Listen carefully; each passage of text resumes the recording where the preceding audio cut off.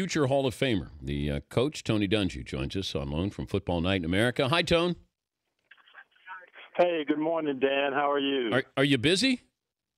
Actually, staying busy. Summertime, but we're having fun. Are you with the kids right now? No, we're actually going to take a bike ride with my wife, Lauren. She's training for a triathlon, so we are having some fun riding bikes in the hot Florida sun. Nice. Well, you're living life to the fullest right now, Tony, and that leads me to Johnny Manziel, who says he's going to live. He's going to live. Now, he lives life to the fullest a little differently than you do, but if you're his coach right now, and here we are at the end of May, and he's in Vegas for Memorial Day weekend, what do you think? Well, if I'm the coach, I'm probably not happy, but if you're going to take Johnny Manziel, you got to take everything that goes with it. And I've coached some guys like that, and some guys have done really well. You know, you take Derek Thomas or Deion Sanders, you're going to get all that. But they're going to still go out there and play, and that's what Johnny has to prove, that with all that goes with it, you're still going to get a great player, and that remains to be seen. But it's a rookie and a quarterback too. Do they have different unofficial rules with a coach? You know, you would think as a rookie you do, and we've seen guys do this. We saw Ryan Leaf do this, and it didn't turn out well. I'm trying to think of a quarterback who came in that way, and it did turn out well. I'd have to scratch my head a little bit. It is easier to do at other positions. Jim McMahon?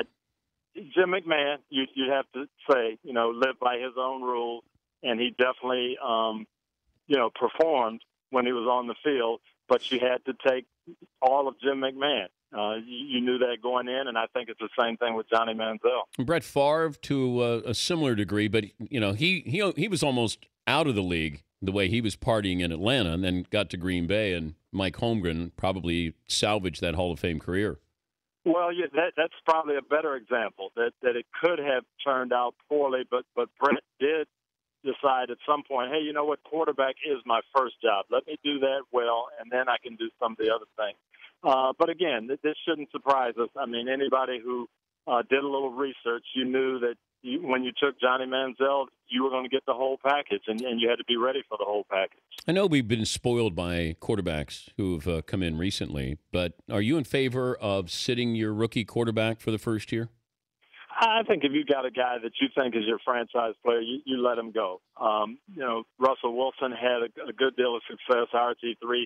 Peyton Manning, they were 6-10 or 3-13, I guess, and he threw a ton of interceptions, but he learned a lot. And the only way you get better is by playing. And hopefully you play, and if you've got that type of confidence where a few losses and a few interceptions aren't going to bother you, then I think you play them and they grow from that. Is there anything good that comes out of it by just watching? Be in that position. Can you benefit by watching? There can, and some of the time, especially if you're a high pick like that, you watch and the team is not very good, and the team gets better as you're watching, then you're ready to play, and when you do play, the team is better than they were, and that helps you. I think Steve McNair went through that. He watched and waited. The team got better. When he took over, they were ready to fly as well, and it worked out great.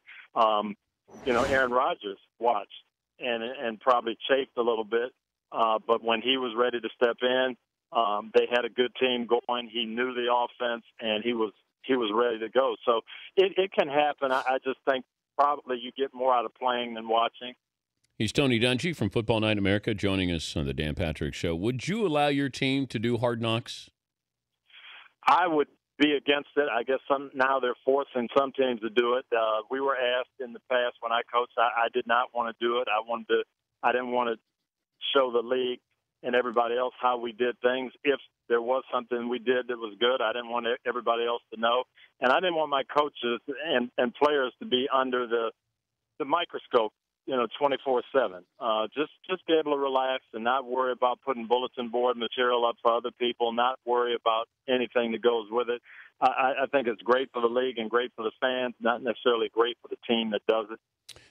The Jet situation, they bring in Michael Vick, but Vick says it's not an open competition, and then Rex Ryan says it is an open competition. Do you believe this is an open competition quarterback?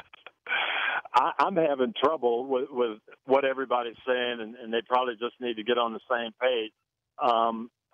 I think it's an open competition unless the coach says, hey, this is my starter. My first year in Tampa, we did that. Trent Dilfer was the sixth pick in the draft, and we said, as an organization, we have to find out if Trent can do it for us. So he was going to play, and we were going to ride it out. Once he got established, then you become like everyone else, and it is an open competition. But we did say for that first year, Trent was the starter, and sometimes you have to do that.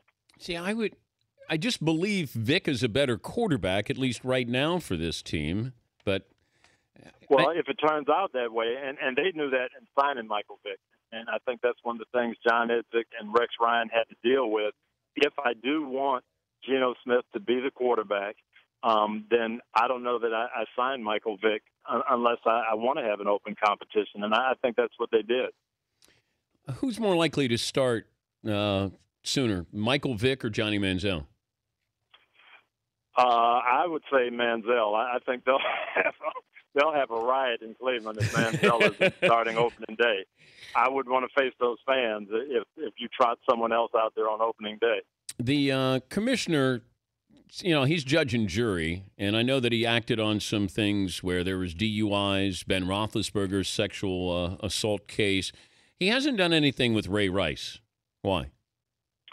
I'm not sure. Ray Rice and also Jim Irsay. Those are two big cases out there right now. And I think, you got a star player on a team that won the Super Bowl 2 years ago. You've got an owner of a Super Bowl winning team. You're going to have to make a statement how you handle these things. And you got to be fair and do it the right way. But everybody's waiting to see how these two cases are handled. And I think the commissioner has to step forward pretty quickly here. How surprised were you with Jim Irsay, with what happened to him? I was more hurt than surprised. I kind of heard from some people in Indianapolis that Jim may be struggling a little bit. He's a good person. I mean, he's got a great heart. He did a lot for my family, a lot for a lot of people there behind the scenes that people don't know about. So I just felt really, really bad, and I'm hoping that he can really get the help he needs and kick this. Good luck on your bike ride. Tell Lauren I said hello. Sorry to interrupt her triathlon training. No, hey, we appreciate it. We're going to have some fun. Can't wait to see you this fall. You got a helmet on, don't you?